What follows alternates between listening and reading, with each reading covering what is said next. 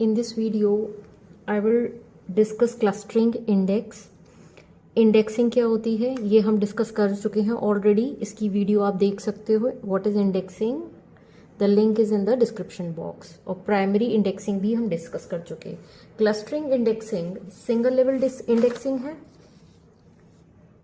ये मैंने अपने पहले वीडियो में बताया था कि सिंगल लेवल इंडेक्सिंग है. प्राइमरी इंडेक्सिंग हम डिस्कस कर चुके हैं. Now I am discussing cluster index. इसके बाद हम डिस्कस करेंगे सेकेंडरी इंडेक्स. होती है ये मेरी मेन डेटा फाइल है, ये मेरी इंडेक्स फाइल है. तो मेन डेटा फाइल जो है वो ऑर्डर्ड होनी चाहिए, दैट इज सॉर्टेड होनी चाहिए. अब सॉर्टेड किस पर होगी? नॉन की एट्रीब्यूट पर. This is very important point, that is non key attribute. ठीक है, ब्रांच मेरा नॉन की एट्रीब्यूट है. नॉन की एट्रीब्यूट का मतलब क्या हुआ कि जो वैल्यूज हैं वो रिपीट हो रही हैं, यूनिक वैल्यूज नहीं है. सीई मल्टीपल टाइम्स आ रहा है, सीएस मल्टीपल टाइम्स आ रहा है. So this is a non key attribute. तो जो क्लस्टरिंग इंडेक्स होता है वो नॉन की एट्रीब्यूट पर होता है. लाइक नंबर मेरा यूनिक होगा, so it can be a primary की. यूनिक वैल्यूज होंगी. तो प्राइमरी इंडेक्सिंग जो हमने पहले डिस्कस करी थी, प्राइमरी इंडेक्सिंग की एट्रीब्यूट पर होती है. दैट इज अ प्राइमरी की एट्रीब्यूट नहीं, प्राइमरी की एट्रीब्यूट पर होती है. लेकिन clustering index non key attribute पर होती है, जिसमें कि यूनिक वैल्यूज नहीं होती हैं, वैल्यूज रिपीट हो रही हैं, but it is sorted on this attribute. Attribute means column, sorted means जो मेरी वैल्यूज हैं या तो असेंडिंग ऑर्डर में होंगी या फिर डिसेंडिंग ऑर्डर में होंगी. ये मेरा ब्रांच कॉलम है. यहां पर मैंने ब्रांचेस ली हैं civil engineering, computer science branch, electronics and communications and mechanical engineering. इनकी वैल्यूज मेन डेटा फाइल में रिपीट हो रही है, इंडेक्स फाइल में रिपीट नहीं हो रही है.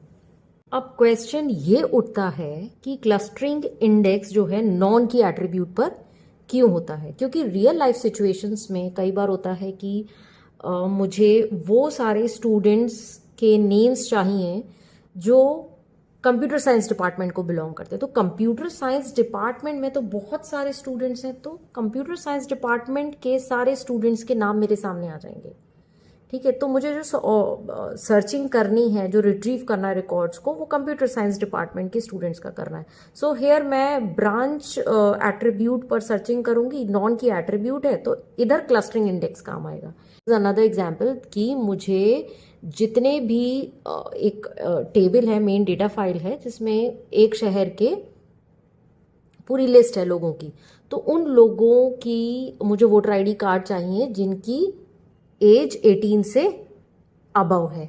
तो यहां पर मैं किस एट्रीब्यूट पे सर्चिंग कर रही हूँ? एज के अकॉर्डिंग, की एज जिनकी ग्रेटर देन 18 है.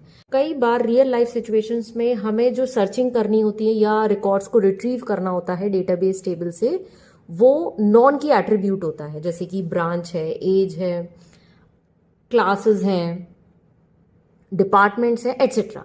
तो in that case clustering index would be helpful. Clustering index के दो इंपॉर्टेंट पॉइंट्स हैं कि एक तो नॉन की एट्रीब्यूट पर होती है और ऑर्डर्ड डेटा फाइल पर होती है. ऑर्डर्ड डेटा फाइल होनी चाहिए. इट इज इन ऑर्डर और sorted according to in alphabetical order. सबसे पहले C letter, then CE, then CS, ECM. ठीक है, so it is alphabetically sorted. देखते हैं कि इंडेक्स फाइल कैसे बनेगी. इंडेक्स फाइल हमेशा सॉर्टेड होती है. तो ये सॉर्टेड फाइल है. यूज है civil engineering, computer science, electronics and communications, mechanical engineering. CE जो है वो पॉइंट कहां पर करेगा? It will point here. First data record को, ये ब्लॉक 1 है, this is block 1, this is block 2, this is block 3 and this is block 4. तो सीई जो है वो ब्लॉक 1 में है, सीई डिपार्टमेंट के रिकॉर्ड्स. तो it will point two anchor records. Anchor record that is the first record of that block, particular block.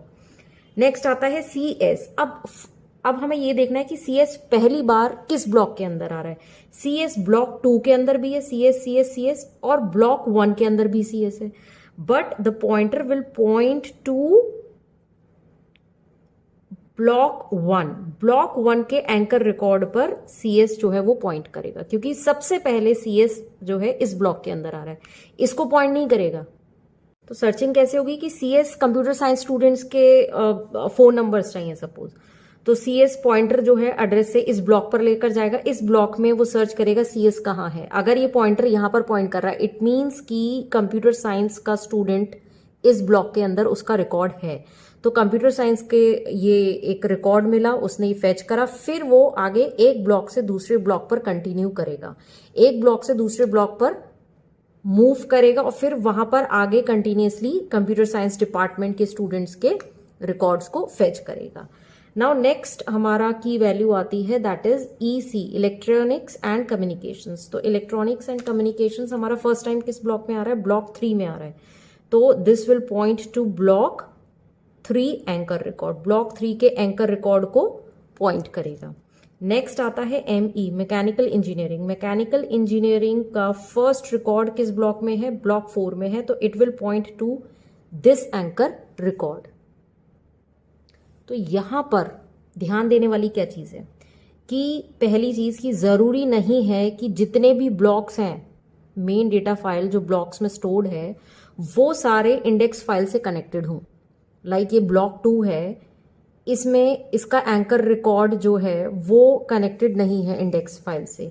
क्यों? क्योंकि इस ब्लॉक के अंदर जितनी भी ब्रांचेस हैं कंप्यूटर साइंस वो ऑलरेडी पॉइंट कर चुका है, दैट इज जब भी उसका फर्स्ट रिकॉर्ड जहां पर था दैट इज ब्लॉक 1 में था, तो ब्लॉक 1 को वो पॉइंट कर चुका है। तो जरूरी नहीं है कि सारे ब्लॉक्स उससे कनेक्टेड हों। इंपॉर्टेंट पॉइंट कि ये स्पार्स इंडेक्स का एग्जाम्पल है। स्पार्स इंडेक्स हम पढ़ चुके हैं पहले वीडियो में। स्पार्स इंडेक्स में क्या होता है कि जितने भी रिकॉर्ड्स हैं डेटा मेन डेटा फाइल के अंदर वो सारे के सारे इंडेक्स नहीं किए जाते हैं इंडेक्स फाइल में। मोस्टली स्टूडेंट्स कंफ्यूज होते हैं कि क्लस्टरिंग इंडेक्स स्पार्स इंडेक्स है या डेंस इंडेक्स है। ये तो क्लियर है कि it is a sparse index, क्योंकि स्पार्स इंडेक्स में क्या है कि कुछ ही रिकॉर्ड्स को इंडेक्स फाइल में एंट्री मिलती है। तो यहां से क्लियरली हम देख सकते हैं कि सिर्फ सेलेक्टेड रिकॉर्ड्स को एंट्री दी है इंडेक्स फाइल में। बट अब ये डेंस इंडेक्स है या नहीं, ये क्वेश्चन आता है। तो it is a dense index also. जो क्लस्टरिंग इंडेक्सिंग है वो डेंस इंडेक्स भी है और स्पार्स इंडेक्स भी है, क्योंकि डेंस इंडेक्स में क्या होता है कि सारी वैल्यूज की एंट्रीज होनी चाहिए इंडेक्स फाइल में।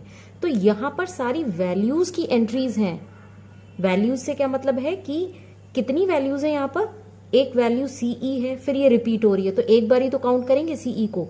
तो CE एक वैल्यू है, दूसरी वैल्यू CS है, ठीक है, then it is being repeated. Then next value क्या है? EC है, फिर नेक्स्ट वैल्यू है ME। तो मीन्स ये कितनी वैल्यूज हैं? 4 वैल्यूज हैं और 4 वैल्यूज की एंट्री इंडेक्स फाइल में हो रही है। सारे रिकॉर्ड्स की एंट्री नहीं हो रही है। इस रिकॉर्ड की एंट्री नहीं है, इन रिकॉर्ड्स की एंट्री नहीं है, इसमें इन रिकॉर्ड्स की एंट्री नहीं है, ये रिकॉर्ड एंटर्ड है, ये रिकॉर्ड एंटर्ड है।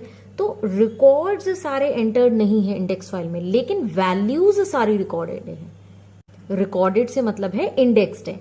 जो CE वैल्यू है उसको हमने इंडेक्स कर दिया यहां पर। ये पॉइंटर है जो कि पॉइंट कर रहा है CE वैल्यू को। देन CS इंडेक्स कर, ये पॉइंटर इंडेक्स कर रहा है ये वाले वैल्यू को। तो सारी की सारी वैल्यूज जितनी भी प्रेजेंट है CE, CS, EC, ME, सारी की सारी वैल्यूज इंडेक्स्ड है, बट सारे रिकॉर्ड्स इंडेक्स्ड नहीं है क्योंकि डुप्लीकेट वैल्यूज है। इसलिए हम कह सकते हैं कि it is both sparse index as well as dense index. Clustering index non key attribute पर ही इंडेक्सिंग होती है और मेन डेटा फाइल ऑर्डर्ड होनी चाहिए। प्राइमरी इंडेक्सिंग हमेशा सिर्फ और सिर्फ प्राइमरी की एट्रीब्यूट पर ही होती है।